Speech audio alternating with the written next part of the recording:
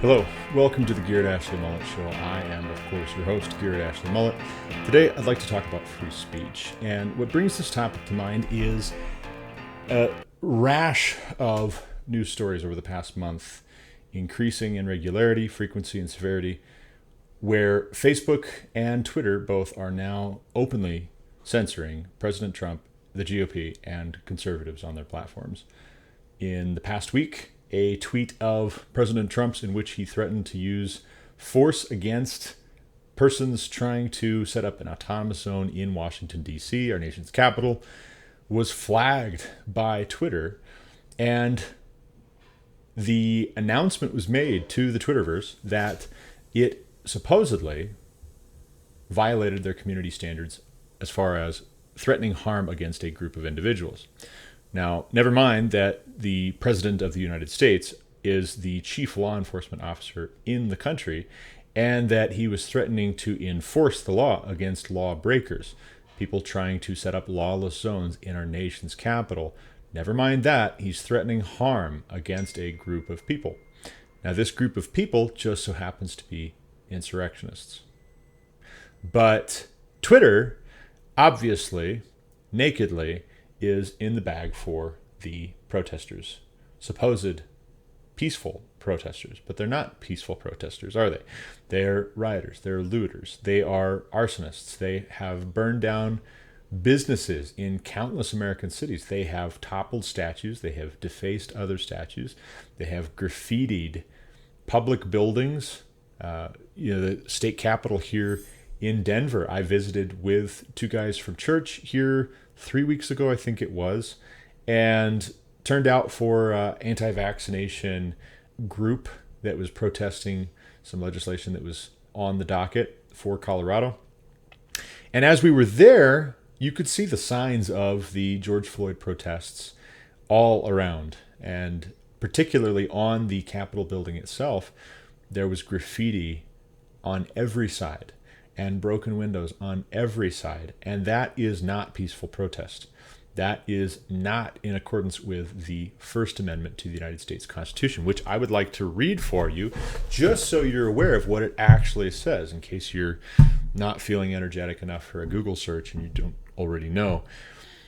The First Amendment to the United States Constitution, according to constitution.congress.gov, says, and I quote, "Congress shall make no law respecting an establishment of religion or prohibiting the free exercise thereof, or abridging the freedom of speech or of the press, or of the right of the people to peacefully assemble and to petition the government for a redress of grievances."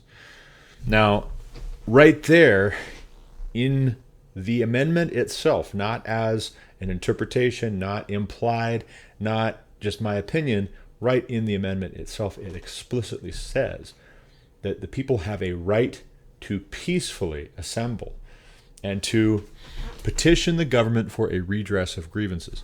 Now, if there are grievances within any community in the United States of America, it is their constitutional right, whether I agree with them or not. If they're upset because they feel like they've been getting the wrong deal, I do not have a right, you do not have a right to shut them down and to prevent them from being able to complain and say, I am not okay with this. I've not been treated the way that I'm supposed to be treated. My community's not been treated the way that it's supposed to be treated. This is an injustice. This is wrong, etc., etc.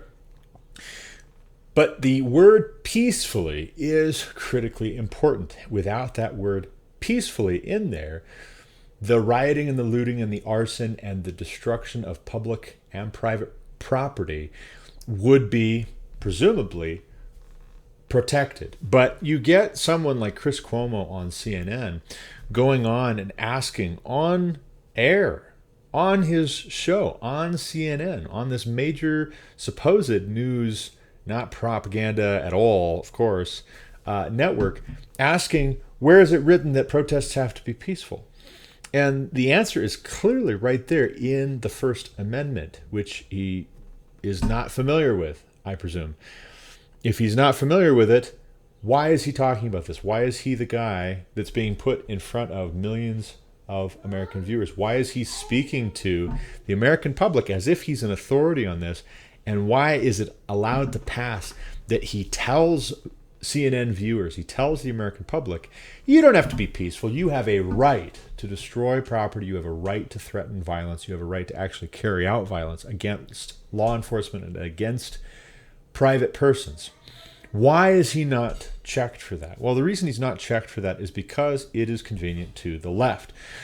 Now, you think about the definition of terrorism.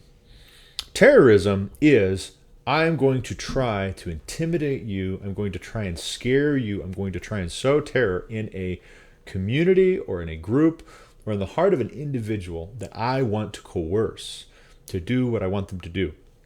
Now, that's the definition of terrorism. So when on September 11th, hijackers took over planes full of innocent people and flew them into the World Trade Center, flew them into the Pentagon, had plans to fly additional planes into other government buildings, potentially the White House. When they did that, their goal was not first and foremost to destroy buildings. Their goal was not first and foremost to kill people. Their goal was first and foremost to terrorize the American people and the broader world into submitting to their demands, submitting to their political demands, submitting to their cultural demands, submitting to their economic demands, and more fundamentally, submitting to their religious domination.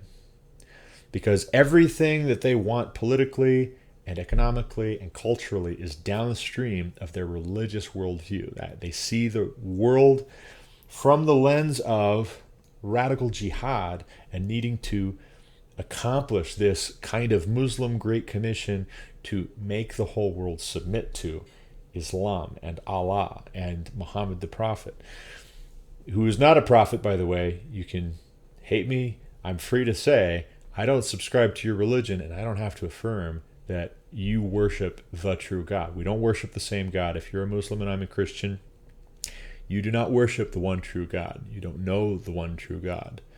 You don't. But anyway, that's an aside. In this country, we are free.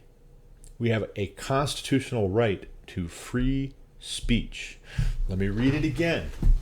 The First Amendment to the United States Constitution says, Congress shall make no law respecting an establishment of religion or prohibiting the free exercise thereof, or abridging the freedom of speech, or of the press, or the right of the people peacefully to assemble and to petition the government for a redress of grievances. Now, let's stop right there and let's talk about Chris Cuomo again.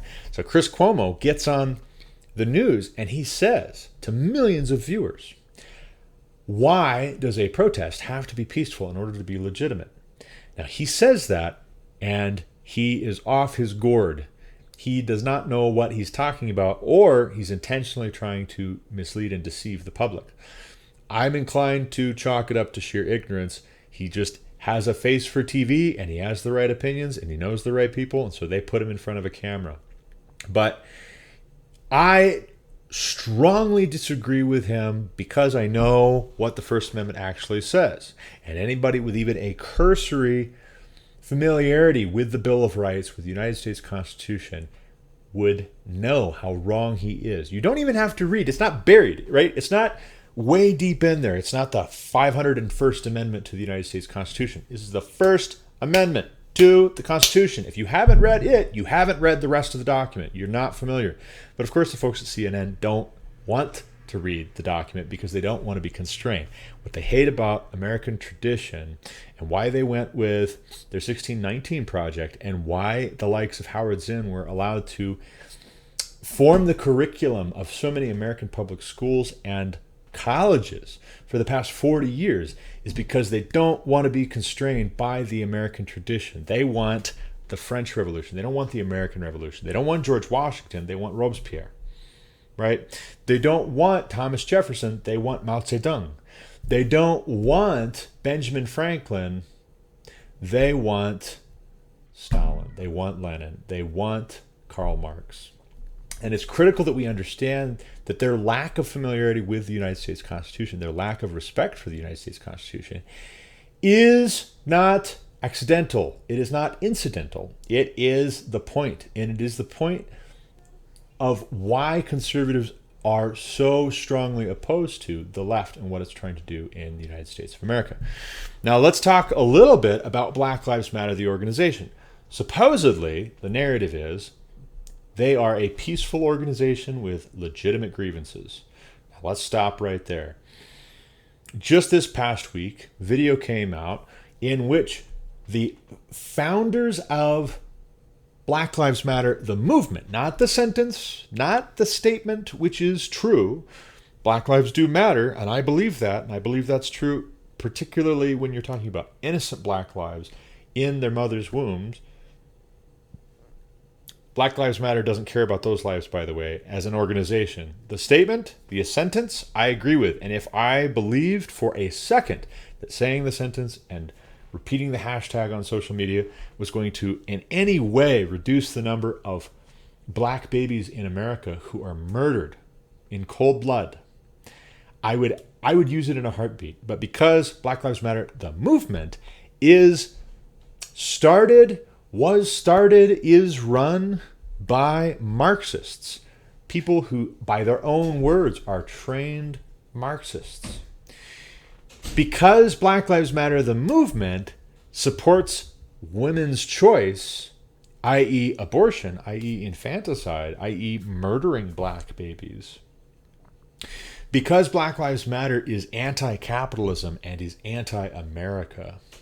Literally anti-America. Everything that America stands for, they are opposed to. Like fire is opposed to chaff, and they want to burn it all down. Right? They see America's tradition as one of oppression. We are the oppressors if we are conservatives, and everyone else in the world is the oppressed. Now, ostensibly, that means everybody that doesn't want to move to America because they see it as the land of opportunity. Everybody that doesn't want to move to America because they think it's the land of the free and the home of the brave. Everybody who doesn't want to move to America because they believe they can get a fairer shot and they can have honest-to-God liberty if they come to this country. Everybody except for that small segment, which is so large, actually, that we have a hard time keeping them out. Everybody but that group in the world, from every nation on earth, everybody but those people are the oppressed. And we, who are conservatives, who uphold the United States Constitution as an important, pivotal, critical, and worthy document of our admiration and of our loyalty. Everybody else is oppressed. We are the oppressors, and they hate us. They hate us. Our speech, they call violence. So it isn't even just enough to say that we are the bad guys if someone who claims to be a conservative does some bad thing, some bad deed. It's not enough to say if you threaten violence against a person, if you call them ugly names, that you are an oppressive person. The very fact that we have these principles is called oppression. And you know this when you go to Black Lives Matter's website and you see their About Us page and you read through the things that they're for and against, and they rail against Western heteronormative marriage. The idea that marriage is between a man and a woman. Well, that's not a Western idea. That's a biblical idea. Unless you're going to say what you're really against is what God's word says. What you're really against is the Bible. Well, if that's what you're going to say, then I guess I'm not terribly surprised that churches are getting burned down and vandalized and defaced. I guess I'm not terribly surprised that you have Sean King coming out and saying that statues of white Jesus and murals of white Jesus and stained glass of white Jesus need to be torn down and destroyed. And you have 10,000 people in 24 hours who like his tweet, right? Now you can say, and I've got former friends who are active in Black Lives Matter and they think it's a great movement and they're white as the snow. They think Sean King doesn't represent the movement. Oh, that's not really, to be taken seriously. Everybody knows that he's a fraud. 10,000 people liked his tweet. So 10,000 people don't know that he's a fraud. Actually, 10,000 people, whether they're aligned with the Black Lives Matter or not, they think that's a pretty great idea. And how many of those 10,000 people have to creep around in the middle of the night when nobody's looking and burn down churches before we have a serious problem of the destruction of private property? Well, you've already established that it's somewhat okay to burn down businesses. It's somewhat okay to burn down a police precinct in Minneapolis. It's somewhat okay to forcibly defund the police and call them off as people are being assaulted brutally in the streets, left for dead in the streets, innocent men, women, and children being brutalized because, well, you know what, black people are just angry. They're just fed up. They're just tired of it in America. And so we need to understand their anger. And okay, yeah, no, it's not right what they're doing, but they're angry, right? So they can't help it, apparently. When President Trump says on Twitter, anybody trying to set up an autonomous zone similar to Chaz or CHOP or whatever you want to call it, that it dissolved, by the way, this week in Seattle, Washington, anybody trying to set up a similar zone and secede from the country and declare themselves above the law and outside the law within our nation's capital will be met with force. For him to say that, there's no racial component to that whatsoever. It doesn't matter if you're black, yellow, white, brown, whoever you are, you're under the law, and you can't do that. You cannot trample on our national sovereignty and our nation's laws in that way. It will not be tolerated. That's a perfectly legitimate, appropriate thing for him to say. And it doesn't matter that Twitter is a private corporation. They have no right whatsoever to be censoring the President of the United States of America as if they are above him, as if they are the judge, as if they are actually our government. Who do they think they are? Well, they think that they are the foregone conclusion. They think that we as conservatives and President Trump as our duly elected representative in the Oval Office, that we are on the wrong side of history. The only reason that they think that is because they were spoon-fed from little on up variations on Howard Zinn's narrative that America is an oppressive country. And the only way to save the allegedly oppressed people of the world and of this country is to tear down the old system. And until we do that, anybody who is okay with this or benefits from this system is part of the problem. Your silence is violence, they say, right? So if you are just not supporting, that's not enough, right? That is not enough to make you innocent. You are part of the problem. If you're benefiting from this in any way, if you're prosperous, if you've got a 9-to-5 job and your home is in a decent part of town where you're not being broken into all the time, you're not suffering from drive-by shootings, your kids are getting a decent education, right? You don't fear for your life every time you go out to get in your car to drive to work. If you are that kind of an American, then you are privileged. If you're white. Now, if you're any other color of skin, then it's a fine. It's okay, and more of the same. We're not even going to talk about the fact that you're doing well. We're only going to talk about the statistical inequality, because the presumption is that inequality is due to racial bias and racial animus. It is a symptom of the oppression. For us to even be able to have that conversation and to even talk about what is or is not true in this narrative that's being put forward by Black Lives Matter, by Antifa, by the Democrats, by the radical socialist wing, which has increasingly dominated the Democratic Party in the United States of America, for us to even have that conversation and try to reason with these people and try and persuade them, we have to have the freedom of speech. If we are silenced, then there is no conversation, right? However unreasonable we think they are right now, how much more unreasonable are they going to be when it is entirely a one-sided conversation? Because every time you share some content to Facebook, Twitter, Instagram, YouTube, any of these outlets, it is shadow banned.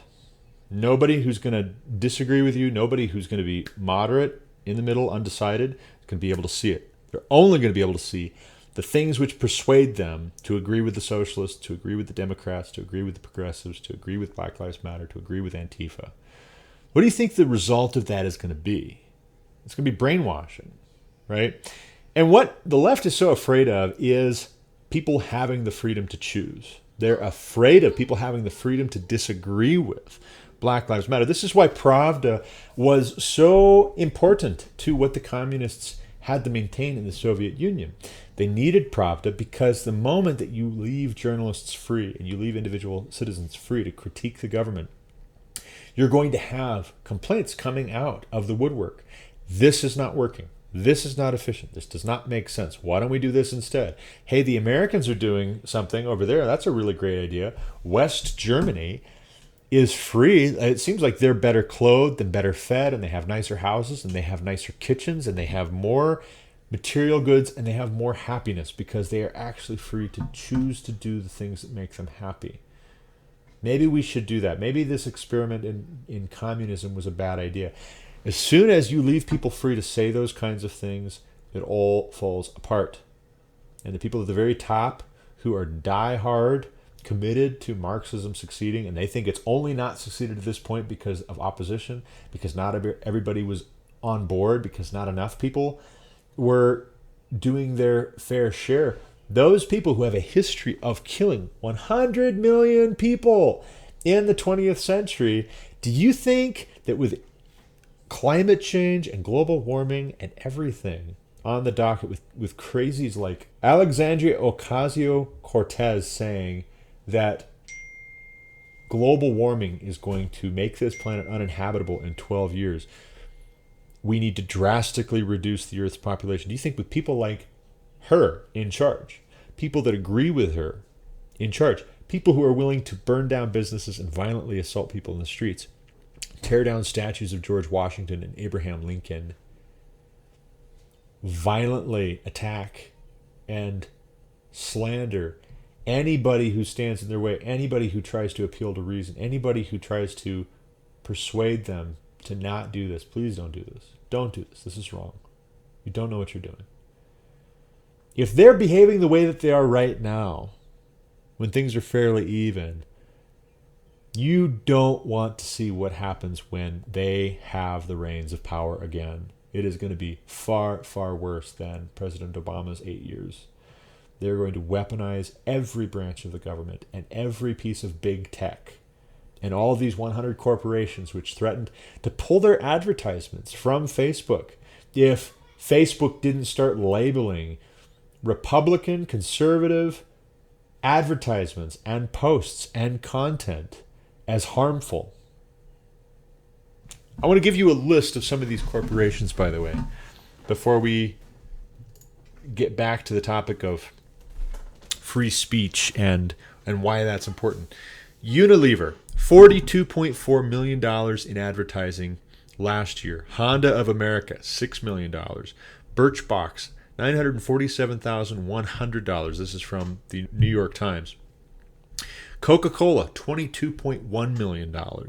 Levi Strauss & Company, $2.8 million. Lululemon, $1.6 million. Verizon, $22.9 million. Eddie Bauer, $1.4 million. Patagonia, REI, The North Face, Eileen Fisher, Ben & Jerry's, Upwork, Rakuten, Viber, Magnolia Pictures, Goodbye Silverstein, Dove, Dockers. So we're talking about some companies that I don't know who the hell they are. I don't know where they've been spending their money on advertisement, but probably best to stop spending it anyways because I haven't heard of them. But a number of these companies are major companies, right? Pepsi, Coca-Cola, Levi Strauss, Honda. These are major companies that are saying, if you don't start cracking down on Republicans and conservatives to win this next election in November, we are going to stop advertising on your platform. You're going to do what we say or else. Now, if they're doing that with Facebook, which clearly has leaned left for years, how ugly do you think they're going to be to you if you're a small business owner? To you if you're just an employee of anyone? If you're somebody who works in public relations or HR, if you're in any capacity, they're going to cancel your livelihood. They're going to cancel your career. And if they have their fingers on all of the welfare and all of the food stamps and all of the everything, how deranged are they prepared to get to punish you for having elected President Trump? When the kind of hyperbolic language is used, that is used, about how evil Trump is and how evil his supporters are, and we are white supremacists. And now you're going to have an Amazon show called Kraka. Go look that up. Kraka. And it's this revenge fantasy wherein a Trump supporter, this hypothetical neo-Nazi white supremacist Trump supporter, gets transported to an alternate universe. And he all of a sudden is living in a place where blacks own whites as slaves. It's like the pre-Civil War South in the United States where whites own blacks, but it's just reversed, right? And it's this revenge fantasy. And the fact that Amazon's going to produce this and has produced it, and they're going to release it, portraying straight white Trump-supporting Americans as these ugly neo-Nazi white supremacists. I mean, where does it end, right? Where does it end? When you're going to tear down a statue to Ulysses S. Grant, when you're going to tear down a statue of Abraham Lincoln because he is what, right? If you can't get with Abraham Lincoln, who actually signed the Emancipation Proclamation, who made war with the South, if you can't get with Ulysses S. Grant, who crushed the Ku Klux Klan, which was started by the Democrats, by the way, who were angry at Reconstruction and they wanted to punish Republicans in the South who were trying to change things in ways they didn't like. A third of the people who the KKK hanged in the South were white. Because it wasn't about just black people. It was about Republicans coming into the South and telling Democrats, this is how it's going to be now. This is the way you were doing things before. That's wrong. It doesn't work. And it's unjust. And the KKK was this vigilante group that was going to go around and getting people in the middle of the night and violently murdering them as a way of terrorizing the public. It was a terrorist organization. It just was. But it was a Democrat-started organization.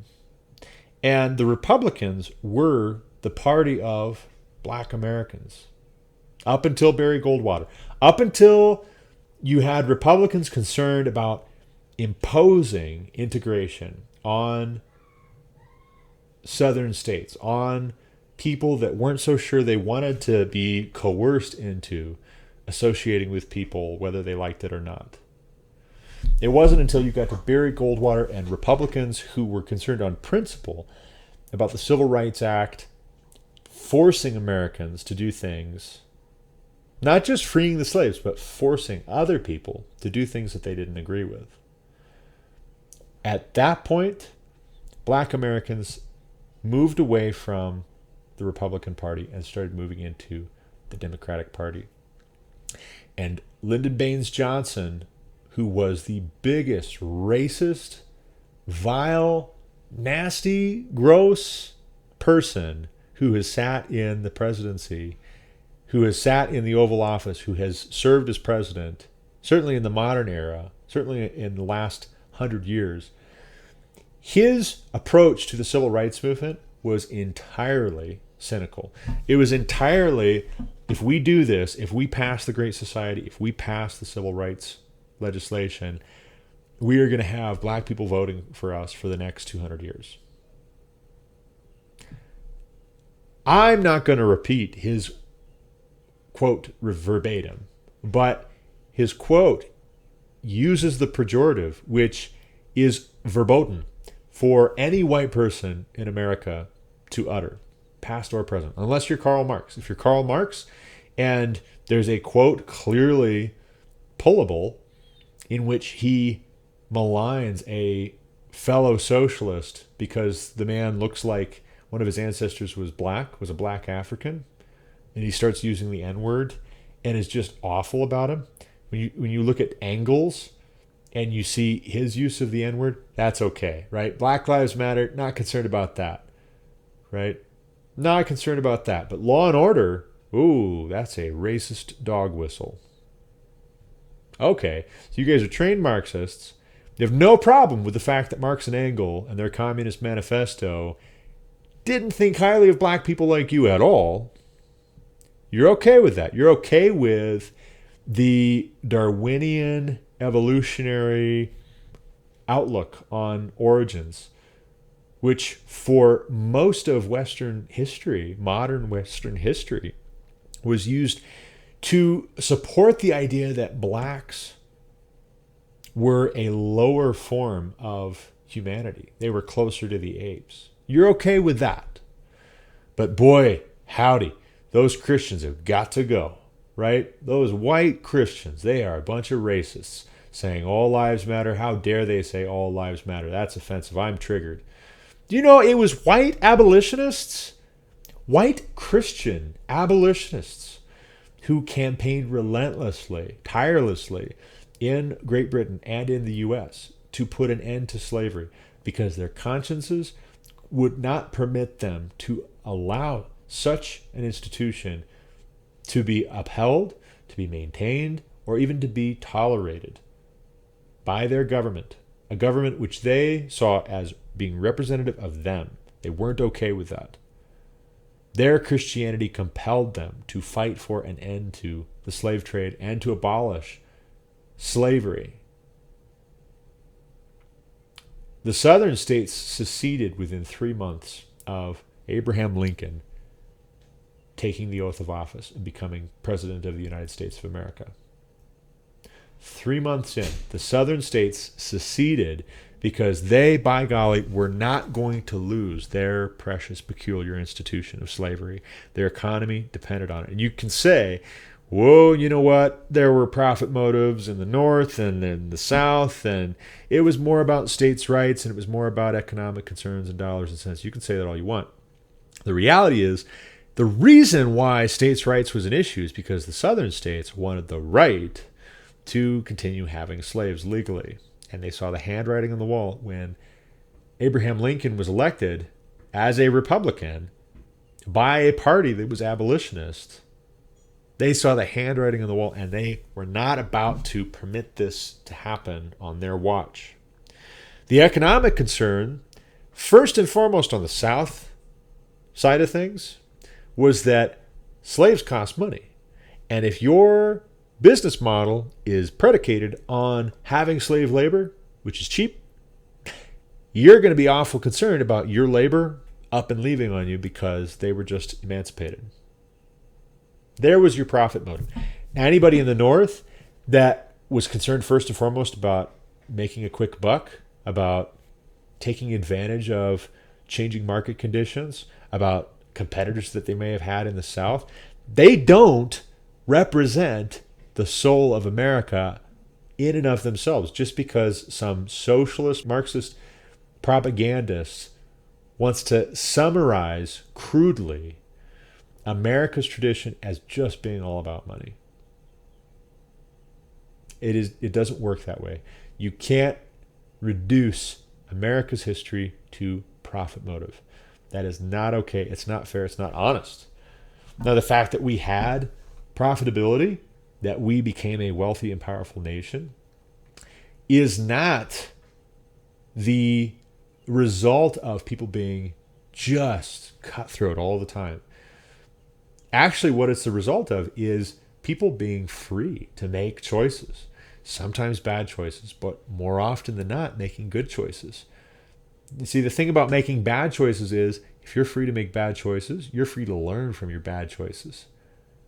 The thing about being free to make bad choices is you're also free to make good choices and make better mistakes tomorrow. But if somebody takes away your ability to make mistakes, to do the wrong thing, to say the wrong thing, they're also taking away your ability to learn from mistakes. You can't learn from mistakes you're not allowed to make.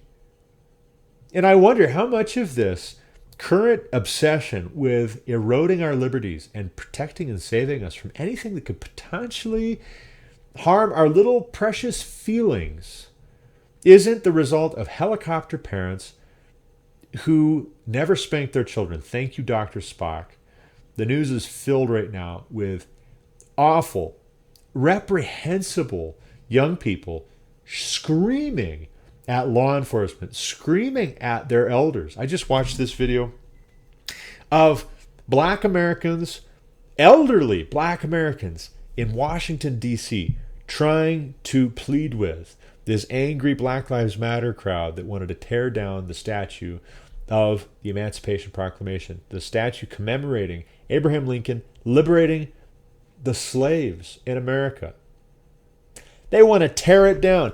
And this young, angry black man with a face mask on, because it's a political statement now, it's not even about COVID-19. You can't tell me that that young black man yelling at his elder that Abraham Lincoln has his hand over the black man in this patronizing sort of a way, paternalistic sort of way, that's intolerable. This black slave who's being emancipated, he's naked except for a cloth around his waist. That's unacceptable. I don't accept that. I don't like that. That offends me. Do you know who commissioned and paid for that statue? You angry young man? It was freed slaves who wanted to honor President Lincoln. They wanted to thank him. They were thankful for having been emancipated. Why don't you ask them why the statue looks the way that it does? Maybe it was their idea. Why are you blaming America for that?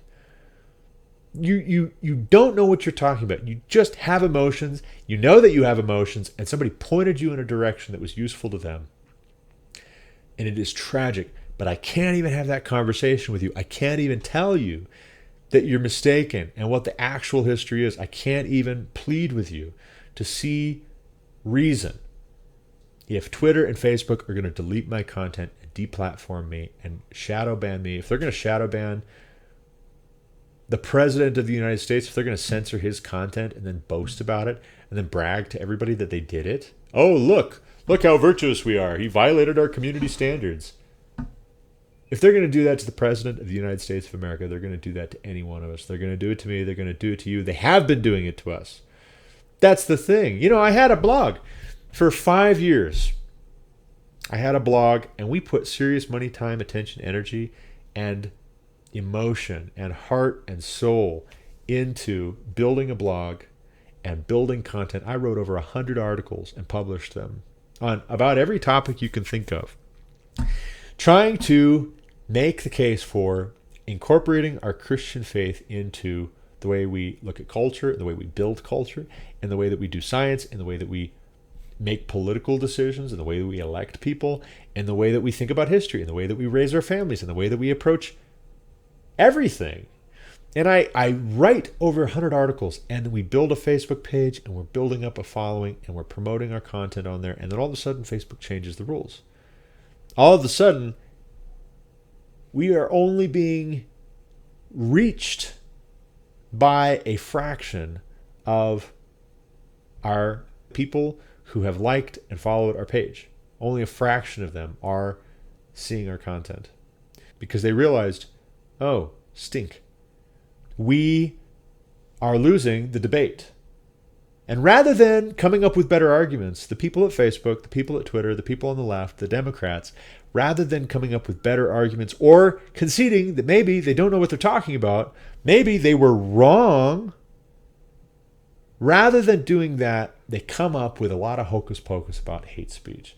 They come up with a lot of nonsense about how you need to be silenced for the good of society because somebody somewhere might possibly have their feelings hurt.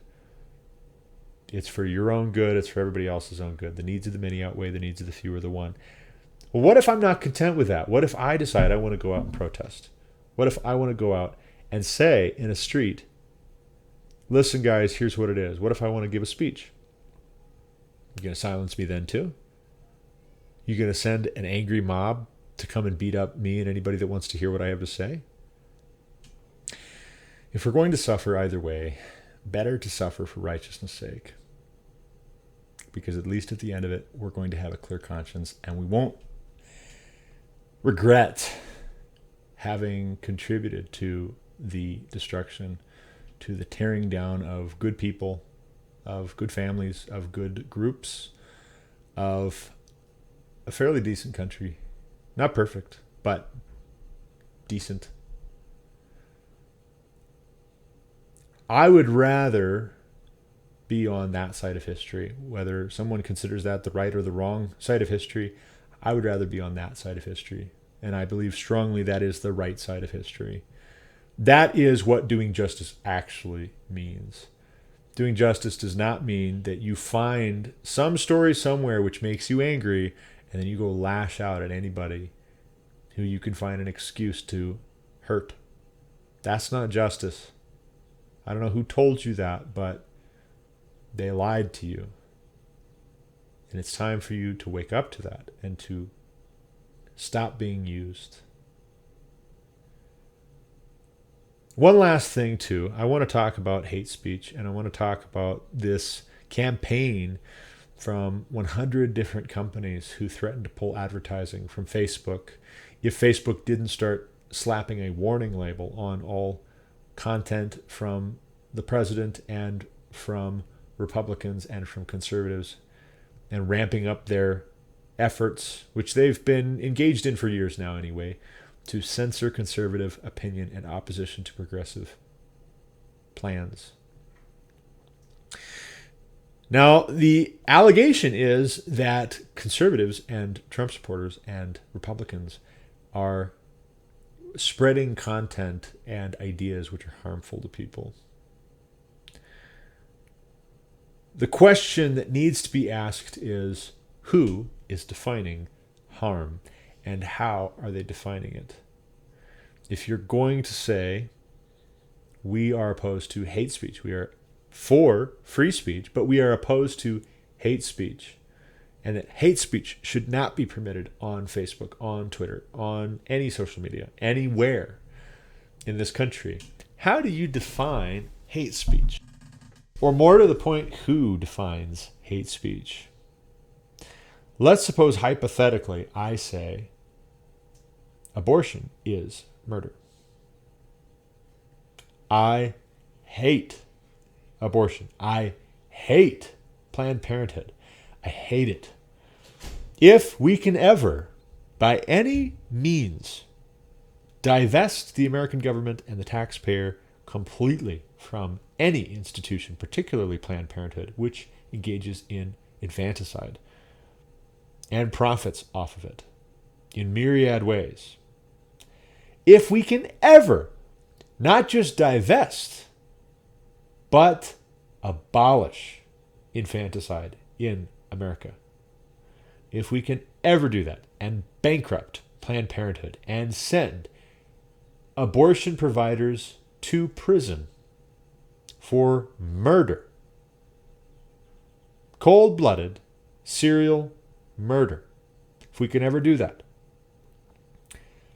I do not think that the buildings that they occupied and the furniture in their waiting rooms and anything whatsoever that was used by them should be kept. I don't think any of it should be reused. I think it should be destroyed totally and utterly. I hate Planned Parenthood and I hate abortion that much, that strongly. Now, is that hate speech? Did you just hear hate speech? Did you just hear me engaging in rhetoric which might be harmful to a group? If you did, if that is how you're going to define hate speech, if that's how Facebook and Twitter are going to define hate speech, where are we headed? Now, for another example, let's suppose on the other side of things, you're slapping warning labels on pro-life messages, pro-life candidates. This is harmful to a woman's right to choose. And in the interest of fair play, your content moderators and your Zuckerbergs and your Jack Dorseys, they start looking at content on the left. And they see quite a lot of hate directed from Black Lives Matter supporters towards cops. You see threats of violence against law enforcement and their families and their supporters. you have threats of violence against white supremacists. And the term white supremacist is defined so broadly that to support President Trump is considered white supremacy. It's a form of white supremacy. If a content curator and a moderator on Facebook and Twitter see that kind of rhetoric, where somebody hates cops, they hate Republicans, they hate President Trump, they hate anybody who supports him, is that content going to get flagged? Are you going to put the same disclaimers on that content? Are you going to remove that content like you'll remove pro-Trump content? Are you going to define hate speech in a bipartisan way? Or are you using the guise of hate speech to silence your political opponents? And is this really a coup? Is this really you being part of a political takeover in this country? I have my suspicion, and it's not even close. It is not a 50-50 where I could go either way on which I think is the case. I know which is the case. I know that when, at the end of May, I woke up one morning and I had Twitter notifications, and I went and I checked one of these Twitter notifications where a story of these peaceful protests in American cities was being highlighted. And I went and I checked it out, and I'm scrolling through and I'm seeing commenters, and I see this one called Sexy Commie. And I clicked through because I was curious, what in the world is this guy? It was a guy, a young guy. What in the world is he calling himself Sexy Commie for? And I click through and I'm scrolling through his feed, and he's got pictures from one of these quote-unquote peaceful protests of a guillotine someone had brought and set up. And he says, now who brought a guillotine? Like, you guys, that's great. The party can really get started. And what he means by that, and what the 300,000 people who liked his share of this picture mean by that, is they want the French Revolution. We're past talking about hate speech. If you want to police President Trump and conservatives and Republicans in America for hate speech, but Twitter's going to let a picture of a guillotine at a peaceful protest get 300,000 likes, and it's still up there. This isn't about hate speech. This is about you hating Trump. This is about you hating Republicans. This is about you hating conservatives, and you hate us so badly that to smear us and give yourself some kind of cover on the world scene and in society, and to help yourself sleep at night, you've got to project your hatred for us onto us. It's dishonest. You are a liar, and you're evil, and what you're doing is evil. You're of your father, the devil. We are not going to go for that.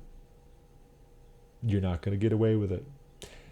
And even if by some wonder you defeat us, even if you win America in the short term, as God is my witness, he will hold you accountable, and he will do justice. Vengeance is mine, saith the Lord, I will repay. He will judge. And you won't be able to weasel your way out of it, and you won't be able to use projection onto God and say, how dare you? No, you don't get to sit in judgment of God. You don't get to be the supreme arbiter of what's true and what isn't. He is.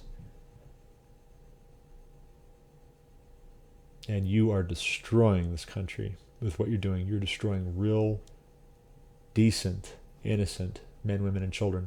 And you do it first by slandering them and dehumanizing them and making it okay You are party to the violence that is being done against these people because of the narratives that you promote and that you amplify.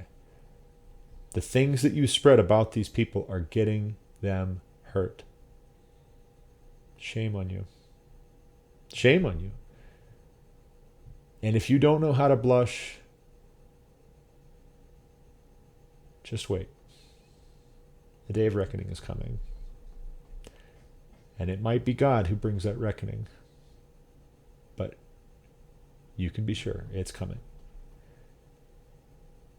Now, in final closing remarks, I want to bring up Parler, which is an alternative social media platform that apparently has been around for a couple of years and has not really taken off until this past week when Twitter censored President Trump's threat of force against any who would try to create a DC autonomous zone in the nation's capital. Senator Ted Cruz, Senator Rand Paul, and an increasing number of conservatives are migrating. They are exiting Twitter, and the trend hashtag is Twexit. So we are leaving Twitter because we're tired of being censored. If you have not yet checked it out, I would highly recommend that you do, because as it's advertised and as it's looking so far, Parler is not going to censor you unless you are explicitly threatening violence and physical harm against somebody else, unless you are explicitly being a complete pervert. If you're posting pictures of genitalia and nipples and excretory glands and sex acts and violence and gore and threats of violence against other people, you're going to get in trouble. Otherwise, won't it be nice when you can actually have an honest conversation, whether you're right, left, or center? Have an honest conversation about what is the best course of action moving forward for this country. How can we get along? How can we work together? How can we be prosperous? How can we be excellent to each other, as Bill and Ted would say? Parler, so far in the over 48 hours that I've been on there, has been night and day different from Twitter. In 6 years, this week, actually, I got a notification from Twitter saying it was 6 years to the day on Friday. 6 years to the day of being on Twitter, I had 47 followers, and a dozen of those were family and friends, people that I knew that I carried over from Facebook and real life. And I have posted quite a lot. I've posted 1,000 tweets to Twitter, and in just over 48 hours, I have half again as many followers on Parler. And there's actual, genuine, honest-to-God conversation. And it's not abusive, and it's not toxic, and it's not people just accusing one another of racism and hurling epithets. It's not cancel culture. It's not an outrage mob. It's people just talking about ideas. Hey, well, what about this? And did you know that? And does that make sense? And not all agreeing, because that's part of being human. We're not all going to agree. We're all fallible. We all have limited knowledge. We are all finite. We're not all going to agree. But being able to disagree openly and have our right to free speech protected is huge. And if we don't have that, we don't have the rest of it. If you can't speak freely, if you can't worship God according to the dictates of your conscience, you have no liberty. And the founders knew that, and that's why it is the First Amendment. And the Second Amendment is there to protect the First. I have firearms and ammunition so that if in saying what I really truly think, and if in worshiping God according to my own conscience, someone else is angry and they want to come and murder me for it or hurt my family for it, I can protect my family. I can protect myself from villains. But if we don't have free speech, we're not going to have any of the other freedoms after a while. It won't take all that long either. With the way things are going, we absolutely must have. It is not a luxury. It is not our privileged American sense of entitlement. It is a necessity. It is absolutely indispensable that we have a place to speak freely and to talk about what we need to do next. If we don't have that, then all the rest of it is just slipping away like sand through our fingers. But I would encourage you, go over to Parler and create an account. It has some bugs, I will warn you. I think that is due to multiple reasons, one of which is the left is outraged that conservatives or anyone would have the option to opt out of their rigid utopian control freakery. They don't want people being able to leave Twitter because they're abusive. They are abusive people, and they want to maintain this status quo of them being able to abuse the people that they've been preying on for years with impunity. So I think they are probably doing everything they can to subvert that. I've seen a number of accounts that were obviously fake, created to troll conservatives, posting obscenities, posting absolutely gross things in word and picture. And I've reported a number of those things. A number of other people have been parlaying on the platform about trying to weed these people out as well. And so there's going to be a little bit of a bumpy road at the very start. There's also a bit of lag in some of the features. They don't refresh as quickly and as cleanly and as smoothly as Facebook or Twitter. There are not all of the bells and whistles with this platform that there are with those other platforms yet. But here's what I think should happen. I think that the people at Parler and the conservatives in this country, the people who love liberty, even if you're not a conservative, if you are just concerned that sooner or later the mob is going to come for you and they are going to tear you to pieces, if they can find some reason to sacrifice you for their bloodlust, to make themselves feel virtuous, to check that box for the day. If you're concerned about that, you need to invest in Parler or Parlay. My wife tells me it's Parlay. I don't know. She says in the French, it is Parlay. And every time she reminds me, I say it right. I think everybody else is going to say it Parler as well. And it's one of those things. But invest in this. Invest your time and attention. And if you're one of these Google engineers or Facebook content curators or former Twitter employees who was fired because you had a diversity of opinion, you should absolutely look up this platform and find a way to invest in it, because this is what the country needs. Whether you agree with everybody on the platform is beside the point. I don't, but that is just part of the price you pay when people have freedom. And if they don't have freedom to say things that I disagree with, then they're not going to have freedom to say things I agree with either. If they don't have freedom to say things that I disagree with, I'm not going to have freedom to say things that they disagree with. And so that is just part of what it means to live in a free society. That is part of the package deal. People have to be free to make bad choices if you want them to be free to make good choices. So invest. Give it your time, give it your attention, give it a shot. And we need to get off of Twitter and Facebook. We need to punish these companies for doing what they're doing, because it's wrong. It is not only inconvenient, it's not just obnoxious, it's not just annoying, it is hurting people, and it is going to hurt a lot more. Information is power, knowledge is power, misinformation is also. And we cannot allow ourselves to be deceived, misled, lied to, manipulated the way that we have been. Enough is enough. It has to stop. We have to put a stop to it ourselves. I haven't checked it out yet, but if Spotify is a good option as an alternative to Google, if they're going to be more welcoming of people with divergent opinions and diverse thoughts, and particularly Americans who want to be able to speak freely, who want to be able to argue for the conservative viewpoint that America is all right, is decent, is not perfect, but that we have some damn good principles that we need to uphold and protect. If I can find a platform that is not YouTube, where Dennis Prager's videos were flagged and restricted from anyone under 18 being able to watch them, and have been for years, where Facebook has censored and targeted Dennis Prager, as winsome as he is, as tame and pleasant and friendly as he is. Facebook is going to do that. I don't want to be on Facebook anymore. If Twitter is going to censor conservatives, and they have, and they are, and they plan to do even more of it, I don't want to be on Twitter.